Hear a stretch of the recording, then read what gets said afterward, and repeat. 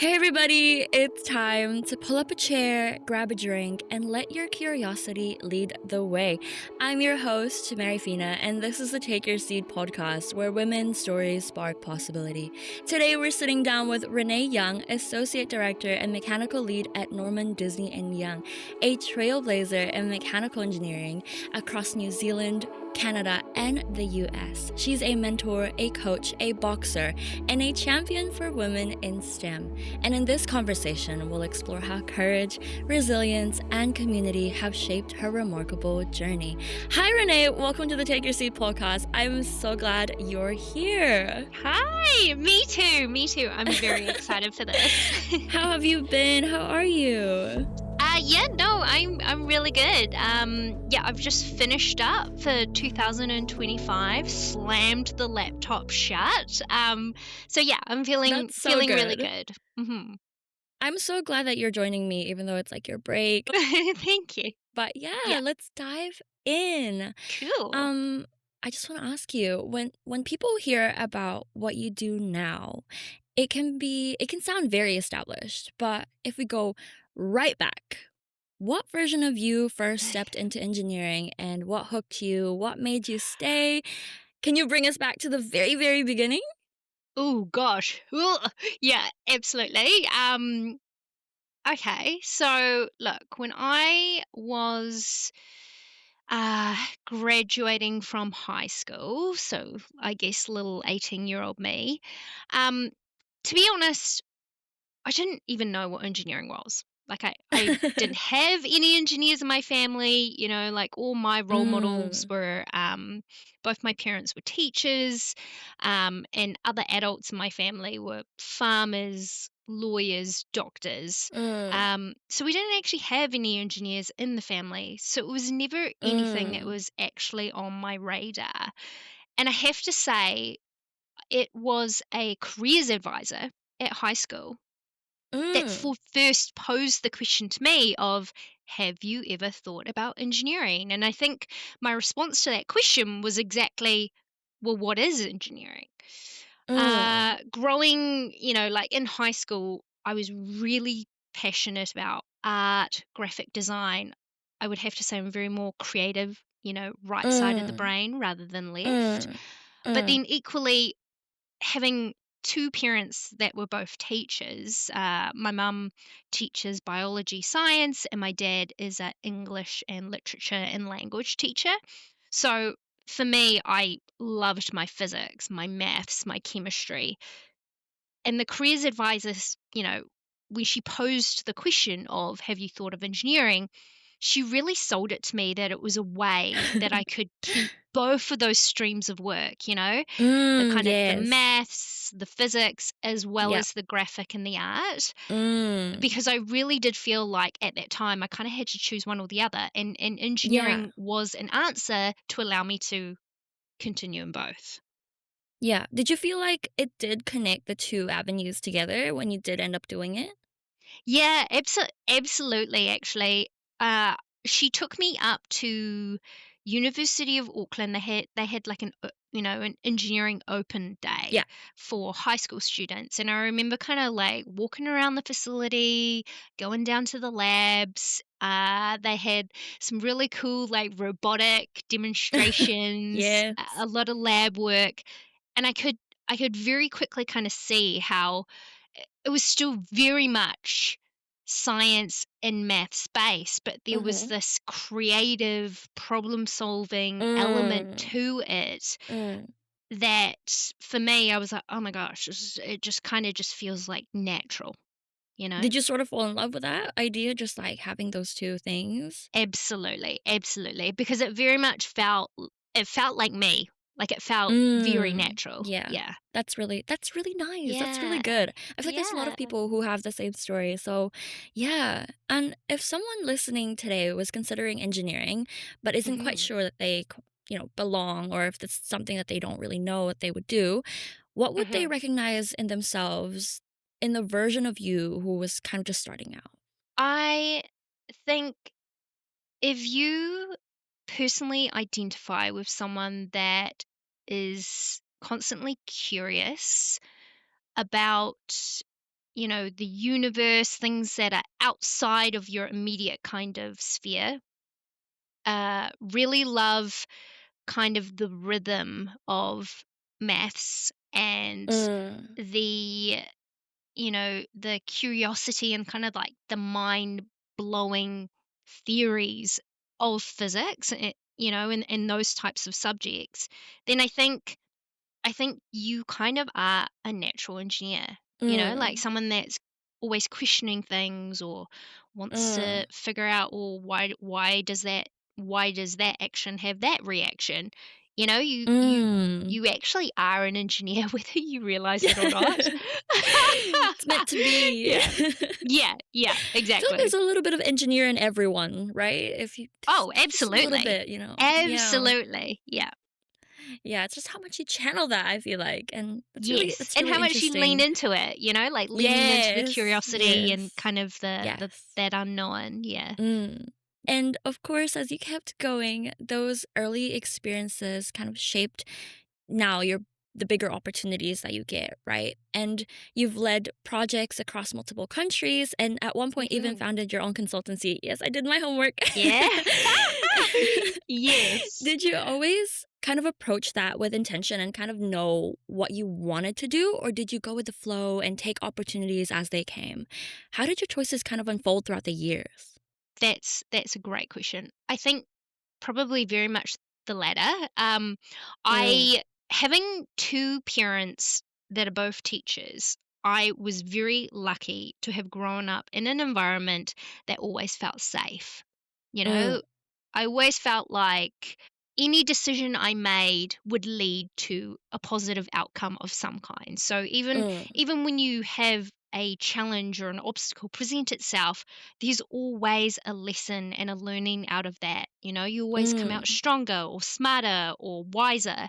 Yeah. Um, so for me, the way that I was brought up, I always had this confidence that no matter what happened, I could figure it out. And Mm, so I've kind of always led my life that when I get presented with opportunities, if they if they serve kind of my key objectives of what I'm trying to achieve in life, then I'll just grab them, mm, with both hands and lean into it. And wherever that opportunity takes me, that door will then lead to other open doors.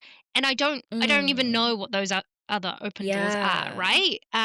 But that's kind of like the excitement of it and Yeah. the thrill of it. But it just always had confidence and I guess just a certainty in myself that no matter what, I could make something out of whatever Yeah. came my way. Yeah. Yeah. So you had like this compass, right? Like Yeah. kind of like your objective. Do you want to tell us what those objectives are? Like what is your how do you say it? Like foundation, kind of like your compass to what projects you choose or what roles to take, like opportunities to take. Yeah. That's a great question. I think when you're young and the world's your oyster really, like as soon as especially after you graduate Mm. university, you've got this incredible engineering degree and you're kind of like, oh my gosh, what's next? There's so Mhm. many options. The industry is so vast in terms of Mm. different ways that you can go. And when you're, 22 years old, you don't really know what you want. And I also Mm. think because you haven't tried a lot, you just don't know. You kind of have to just give Yeah. something a go, dip your toe in the water to see if you even like it. And Yeah. for me, it was more about in the beginning, in my early years of career, about saying yes to opportunities because they were just that, they were opportunities, and then Mhm. trying it out and just seeing if I liked it. And I guess Mm. as I grew, part of that was really most of it was learning about myself. Like what Mhm. is it that Yeah. I enjoy? What fills my cup? Yes. What drives me? Where do I kind of get that natural stimulation Yeah. from? What things work, what things don't work. And so I Yeah. think, very much between 22 and probably that first 10 years to 30, 32 Mm. it was all about discovery, of figuring Yeah. out who I was and what I wanted and what I Mm. enjoyed, and then it wasn't Yes. really until yeah, like that I hit into my 30s that I had kind of figured out, oh, this is what I love. This is what I don't like. So Mm. this is what I love, so I'm going to lean more into it. Yeah. No, Yeah. I feel like that's the freedom that engineering gives you, right? Because it's such a Yes. vast degree, like you can really discover what you like. And I love that about a Yes. degree. And I love that's why I love studying engineering. It gives me flexibility about what I can choose in the future and gives me that discovery, which is it's really good. And it gives you when you like what you do, right? When you like what you Mhm. do, it doesn't feel like you'll hate your life. You know Yes. what I mean? Yeah, well, you And spend so much it's so time doing it, important to right? me. Yeah, Mhm. it's so important to me to lean into what I like as well because I know that I'm gonna be Mhm. doing for a long time, and I feel like Yes. the flexibility that our degree gives us is gives me that choice. So, yeah, that's what I Yes. loved about engineering too.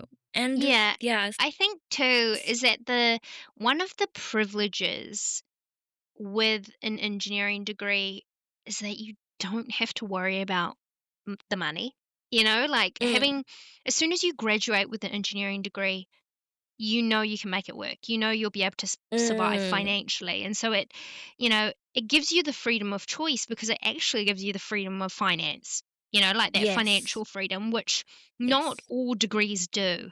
And so, mm, so, you have this ability where as soon as you graduate, you start earning a decent salary because it is engineering and it is that industry, mm, and then all of a sudden you get that freedom and you get those choices to kind of yeah, figure out what you like and you don't like. and yeah, and yeah, I mean, that was definitely one piece of advice that my parents gave me, that I was like, yeah. okay, mom, I get it now.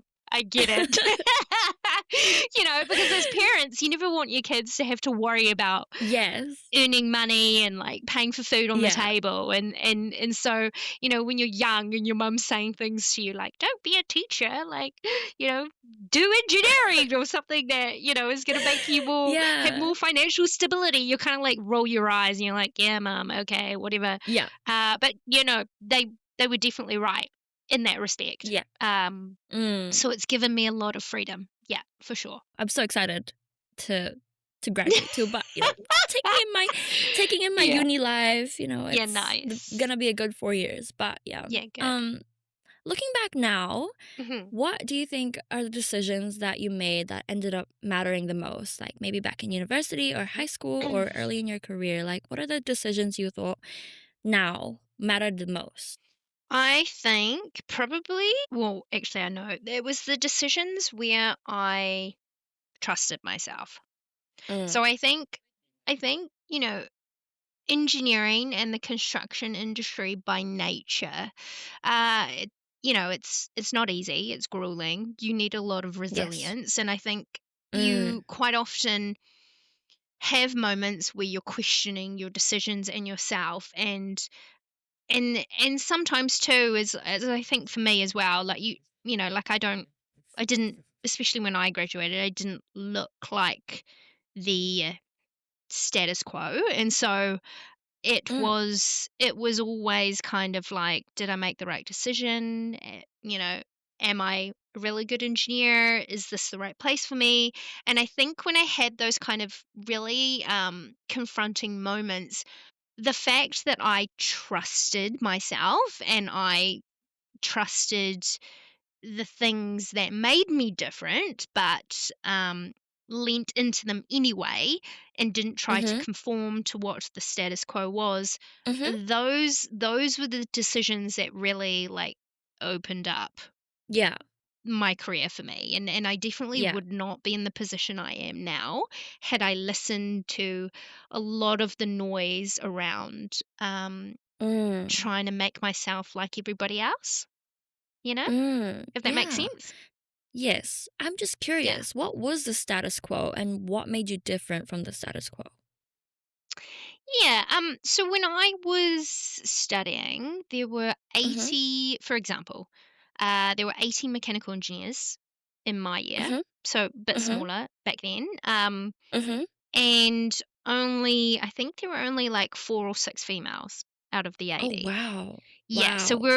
we were all spread Wow. out. Like, we didn't even all hang out together. Yeah. Like, we were all it was literally like we were all in different friendship groups. Wow. So, you were the, round peg in a square hole. Like, Yeah. you just were naturally, right? 6 and 80, that's Yeah, crazy. yeah, it was, and, you weren't the same as everybody else, Yeah. like, just naturally, right? Like, you were Yes. female, you had different interests, you had different strengths, you communicated differently from everybody else.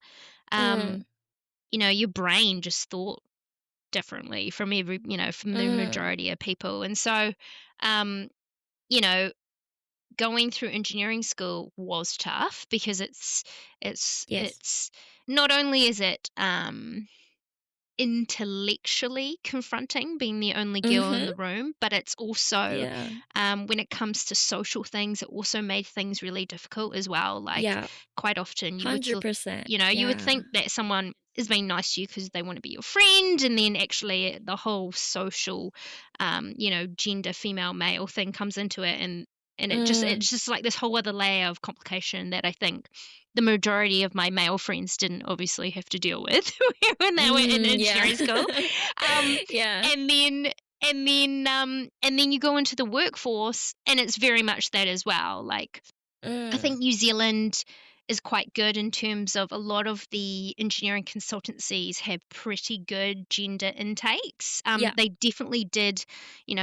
I graduated and started with Becca. They had fantastic gender diversity intakes even back Mhm. then, in 2007. But then when I moved to North America, it was almost like I went back in time, and Oh, like really? the gender diversity just was not there in Oh engineering my at all. So goodness. it was almost like I felt like I had stepped into like Mad Men, Yeah, I feel like that like wasn't too long ago either, like, yeah, damn. yeah, Yeah. 2011. Like, it was just like I was always the Oh only my girl, you goodness. know. That's so S- recent and it's like that. yeah, Wow. yeah. So that was. I mean, that was a massive, massive learning curve. And you Mm. kind of too, as you know, like, as you spend so many years, you go through that 5-year milestone, 10-year, 15, you're constantly trying to grow, you know, Mm. develop, get into more senior Of course, roles. yeah. And um, yeah, it's interesting. Like, you learn about the glass ceiling in university. You never really think it's a real thing. And then that Mm. moment in your career where you're like, you hit it, and you're like, oh God, this thing's actually real. It's pretty confronting. It's pretty confronting. And it's something that if you really love engineering, you really want it, then you've got to navigate it. And, Yeah. you absolutely can, because Mm. I can say now in my early, like, I'm 41, I have fully Mm. smashed through Whoa, that hold ceiling, on. like, Can I just say fully it's smashed through not that ceiling. obvious? Can I just say Oh, that that's not obvious at all? Can I just say, whenever thank you you. say like, "Oh, back in the days," I always assume like, you mean like 5 years ago? No, girl, Like, I am in my 40s. Yeah, no, I've been doing this for like almost 19 years. Yeah. Yeah, mind blown. anyway, Yeah. No, my mind totally. is blown. Yeah. Yeah. No, that's Yes. crazy. Yeah, so, like, No, honestly, like, now, like, coming up to my 19th year, I can look back and reflect on, yeah, I came into those obstacles, I hit those glass ceilings, but boy did I smash them, and I am through them now, and I am at a yeah, stage in my hell career yes. where I am just like, I just am loving life. Like, I love my That's so job, I good. love my career. Yeah, I love all the different facets to my role, and oh god, it just feels like all of that work for that Was long worth it, was yeah. totally worth it, like No, that is I'm manifesting a life like that because I yeah. just wanna feel content and fulfilled, Yeah. and also, like, knowing that I'm gonna go through, like, this very difficult 4-year degree, like, Mhm. I just wish this was the Yes. hardest part or, like, Yeah. it leads to fulfillment, and that's what I wish for everybody else who is Yes. studying engineering. But yeah, It that's Yeah, no, it totally does. Like, if you really yeah. love it, and being an engineer is who you are, then Mm. oh god, it's totally worth it. and Mm. and it does, like, obviously, things are difficult and you do get challenged and they are confronting, but every time you have a small win where you are navigating a obstacle, it makes you stronger.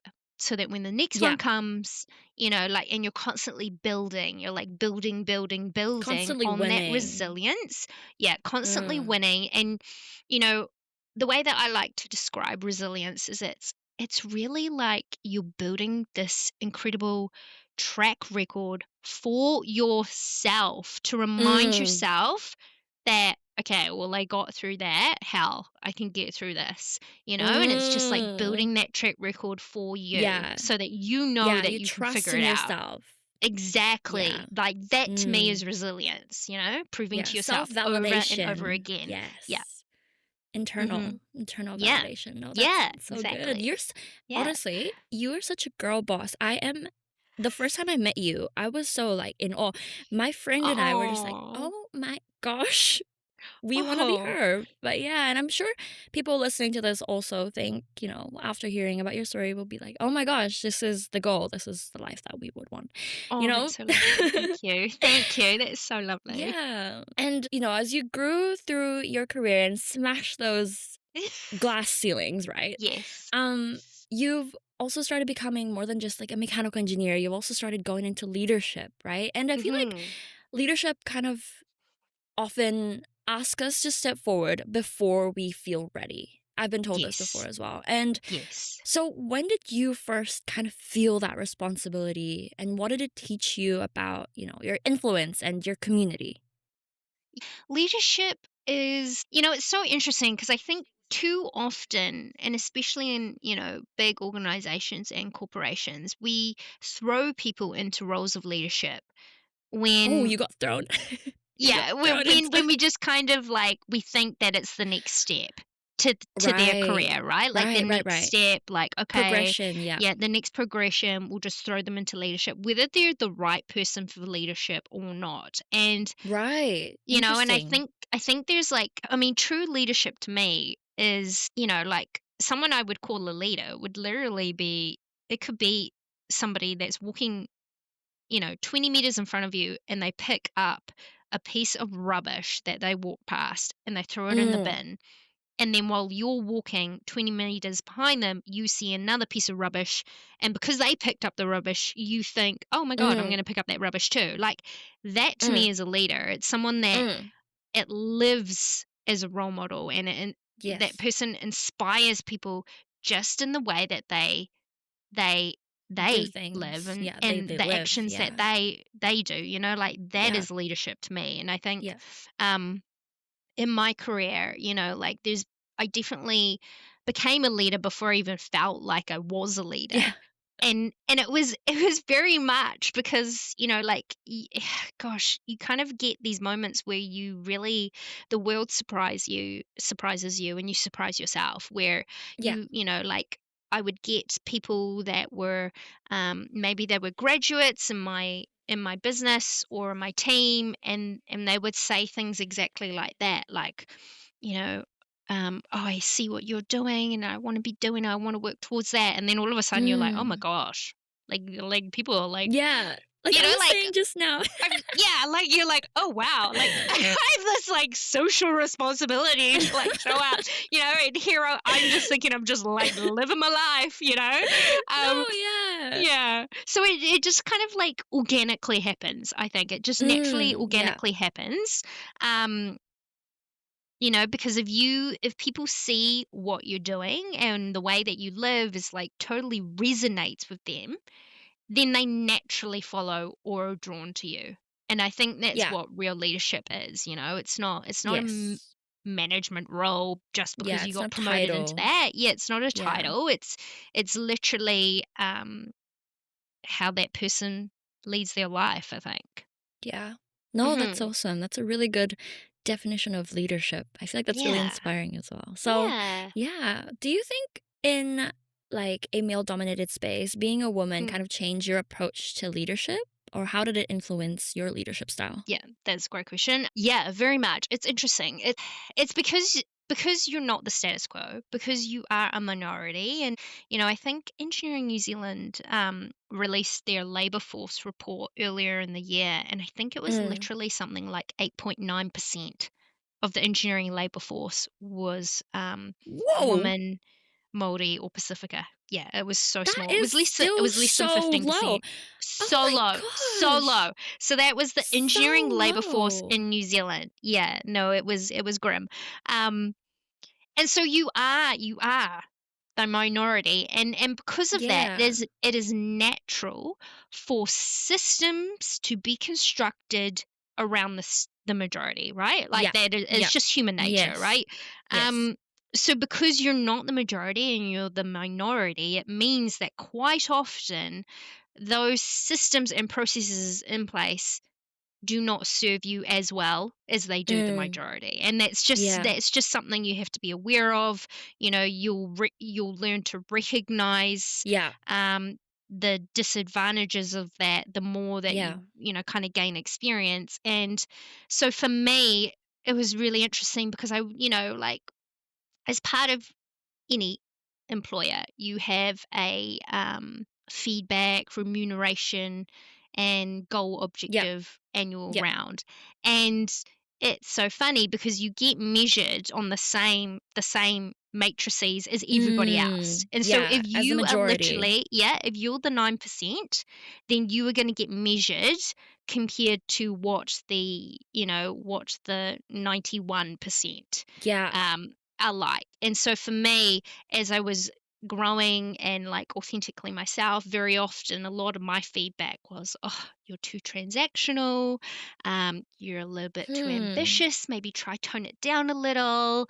um Yeah. This is like like you something women get told Oh when they're my in leadership god, positions. so It's so true. stereotypical, but it's It's so so serious, but it's real. it's real. It's real. Um, What? yeah, and so like as you are trying to figure out who you are, um, you will question that because very often you get Yeah. feedback from people that are in senior positions compared to you. So Yeah. if someone very senior that maybe you report to gives you feedback like that, naturally you are going to question, oh my gosh, am I too transactional? Am I Yeah. not soft enough? Yeah. You really Which is question interesting. that. Oh my You really gosh. question I that would because, cry, I'm not gonna lie. yeah, which is totally okay. And I think there also needs to be, like, I mean, myself as a leader, I make sure for my team, no matter their demographic, their gender, Yeah. whatever, that they feel psychologically safe to show up as themselves. Mm. And if Yeah. letting out physical emotion in whatever Yeah. way is that, then that needs to be okay. So, Yeah. I hate jobs that yeah, make me feel anxious. Just yeah, no, I know, I know. please. So yeah, so it's interesting. Like I think yeah, you definitely get have confronting moments like that where you kind of like, huh, Mm. and question yourself. Yeah. But and that's why my answer to one of those earlier questions was in those moments where I've trusted myself and been Yeah. like, okay, Renee, you can only be authentically yourself, or else you Yeah. just won't be happy, right? Like, Yeah. Yeah. Yeah. um, No, I love that so yeah, much. then those were the best decisions because they Yeah. literally led me to opportunities of to get me to where I am now. Yeah. And had I listened to Yes. that feedback and Yes. tried to change myself, I actually don't think I would be where I am Yeah. today. Yeah. Yeah. Yeah. No, Mhm. that's so interesting and just so Yeah. like that's such a golden nugget there, right? Because someone here might Mhm. be listening and getting that feedback and Yes. gosh, sometimes you just kind of, sometimes you just don't have to listen. Like you have to Mhm. prioritize your authentic self and I just love that Yes. so much. Yes. Yeah. Yeah. I actually I had this mentor say to me once, he said, be audacious in in yourself, Yes. and being an authentic leader. Like figure out your authentic leadership and what that looks like to you and just lean it into it, and that. Yeah. Yeah, no, that was, I mean, that's that comments always stuck with me, Yeah. and I think very much so that has what's made me feel so successful in my Yeah. role and where I am now. Yeah. Yes. Be audacious. I love that. Actually, I'm gonna take that. I think I've Yeah. heard that before, and it's so important to tell women that. Be Yes. audacious. Yes. Yeah. Yes. Yeah, it Yes. is. Um, Mhm. you've also said in, I think your LinkedIn I've read, that Yes. community is currency. Can you Mhm. unpack what that means to you and how it maybe guides your work? Yeah, absolutely.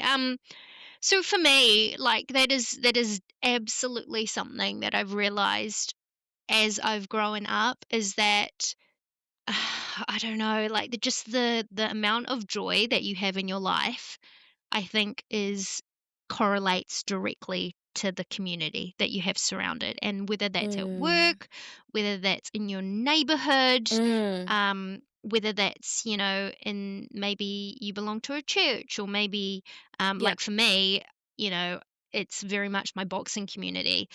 mm, Community is just like it's interesting is I just think humans are just so much more stronger when mm, they are live together, all you together know? in a Yeah, community and they help each other out, and it's a collective.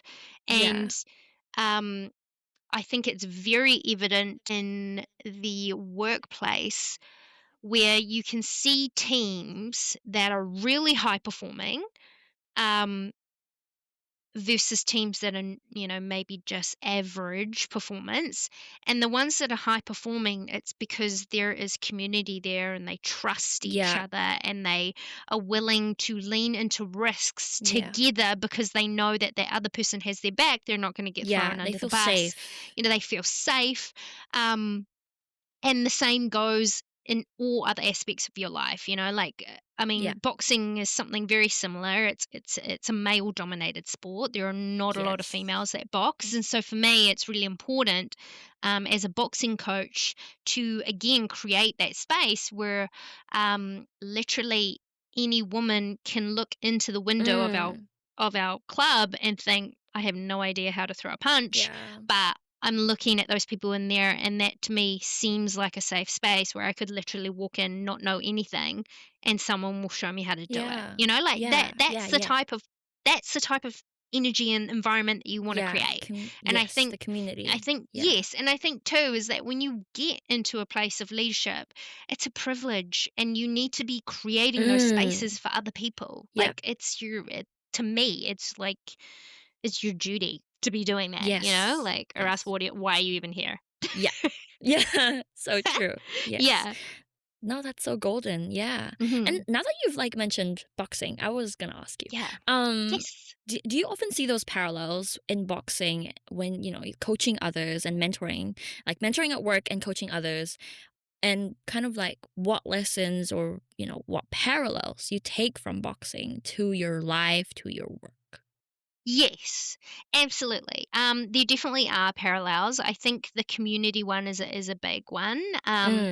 It's Yes. interesting because I don't even do it with intention, but then just naturally, like, we end up creating like a group of gals at the boxing Yeah. club, and we all like tight as, and we all hang out Yes, together, yes, and we like yes. do the same classes together, and they come to my No, that's so classes, cute, and that's so cute. like, and it just organically happens. You become really good friends, Mhm. and you're so grateful for each other. And the same happens in the workplace, like when you're a minority, you naturally gravitate Yeah. towards each other because, you see someone else as a representation of Yeah. you, and you feel safe, and they've got shared Yeah. life experiences, The um, strength and community. strength and community. And so, like, in my workplace, I'm very lucky now to have a wonderful community of, I think there's like 10 or 12 of us Mm. in Mhm. the Mhm. team of about Yes. 50 in Auckland, or 45. um and we're all very close now, like, it Mm. wasn't like that when I stepped into that role, but Mhm. now we are, and like it That's feels amazing. It's awesome. so Yeah. good. We're There's just so some lucky to have that. progress. Yeah, yeah, The totally. numbers are slowly getting there. Yeah, so community would be a big one, and then the other large one for me is just that resilience piece. Yeah. Is I think, Resilience. um, Boxing builds your resilience, right? Yes, any combat sport, as soon as you start taking it into competitive combat sport, it is extremely confronting. Like it just Mm, nothing is more telling of mm, asking yourself, what is your character? Like being in a state of fight or flight when someone is mm. physically trying to hurt you. Yeah, You know, like yeah, yeah, it just has this way of like stripping everything down. It's kind of like yeah. Shakespeare. One of my favorite plays of Shakespeare is King Mm, Lear mm, because mm, that whole play is around when it's about a king that has absolutely mm-hmm, everything and then he loses everything and gets mm, completely stripped down to his skin and bones, and it's who are you then without your mm, status, without your title, without mm, your material things? Who are you when you're literally alone in the dark, skin and bones? And I think mm. that's what competitive combat sports teaches you, because it is Yeah, so confronting in those moments. And yeah. very quickly work out whether you're someone that fights or whether you're someone that runs. And so for me, Mm, that's why I love boxing, because it's constantly helping me to manage my fight or flight response, get better control over, mm. my nervous system. I think it does directly translate to all other parts of your life. That is so Like cool. I just seem so calm now when things are burning down around me. I'm just like totally desensitized to it. Yeah, no, I've been in the boxing ring like this. I'm not getting punched right now, so it's not the worst. Yeah, no, that's Yeah. actually so cool how you do Hmm. boxing. That's a really Oh, cool thing that you do. Yeah. thanks. Yeah, I love that Yeah, you've love got it. like something else outside of work. It's Yes. really cool. Yeah, and I think that's really Yeah. important. Hmm. Yeah. Now that we're kind of nearing the end of the episode, Yeah. I want to talk about what's next for you and what you hope to share with others. So, looking ahead, what are you Hmm. most excited to build next? Not just in projects, but maybe in yourself and the impact that you hope to have on other people. Yeah, I think in the last couple of years, I've realized, like I love engineering. Do not get me wrong. I get stimulated where I'm in that technical space and I'm Mm, figuring problems out. But I've realized more recently that the things that really amplify me, that make me feel like, oh my God, I'm exactly where I'm meant to be, uh, mm. is Such a good when feeling. I do, such a good feeling, is when I do things like this, like when I get asked to be a speaker in panels or, Mm, present something. That might be around women in the industry, or anything like that, where I'm literally doing something that resonates with other people that may have felt moments of feeling alone, bringing people together, creating community. That for me, I literally feel like, oh my gosh, I'm actually making a difference. Like I'm you actually are. making an Yeah. impact, and Yes. it's positive, and I feel it with those other humans and that connection, and then I come away like Mm, feeling so high on life, having met those people and had those incredible conversations with them. mm. Like that's, oh gosh, that's the stuff that matters, Yeah. you know? Yeah, yeah, Yeah. 100%. When you Mhm. share your experiences and what you've built throughout the years, and that, you can inspire someone to take those same steps is really cool. And I am Yeah. inspired, so Oh, yeah. Just so you thanks. know. If I haven't said it before. Oh, thank you. But yeah, I feel Karen, like it's so sweet. you've shared, so many things, and you did represent. I remember meeting you where you did represent NDY in the Auckland University Yes. engineering Mhm. career and like company fair, and that was really cool. And in that night, just know that there were girls there that were in awe. So yeah, Oh, I that's feel so like lovely. yeah, no, but the feeling of knowing that you're in the right place is so good, and that's Yes, what I aim gosh. for, honestly. Yeah. Yeah, yeah. Yeah, that sounds so magical. But to close today's episode, I want to ask you the TYS Take Your Seat podcast question. Mhm. Mhm. Um, for Yeah. someone listening who feels that they haven't yet taken their seat, what mindset or lesson would you want them to take away from your story in today's episode? I think the biggest gift that I would want to give others, and if my child self was standing in front of me, it would be trust yourself. Like, just trust who you are, what you bring, and just do not let go of that. No matter what the noise around you says, just absolutely trust yourself. And then Mm, what is meant for you will come to you. Absolutely. that is beautiful, and I believe that wholeheartedly. Trust yourself and be your authentic self. Yeah. And with that, we'll wrap today's conversation. Renee, thank you so much for taking your seat with me today. I hope you found this conversation as valuable and as inspiring as we did, and that your story will continue to spark possibility for others as well. Thank you. Oh, this is a privilege. I really enjoyed our chat. So thank you very much. And to our listeners, thank you for tuning in to the Take Your Seat podcast. I hope you're leaving this conversation empowered and reminded that a seat at the table is always waiting for you. If today's episode resonated with you, share it with someone who might need to hear it, and don't forget to follow the podcast so you never miss an episode. Until next time, keep showing up, keep growing, and when that moment comes, take your seat.